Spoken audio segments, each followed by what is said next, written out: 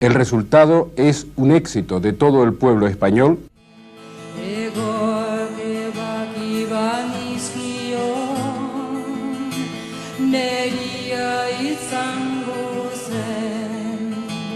Ez zuen alde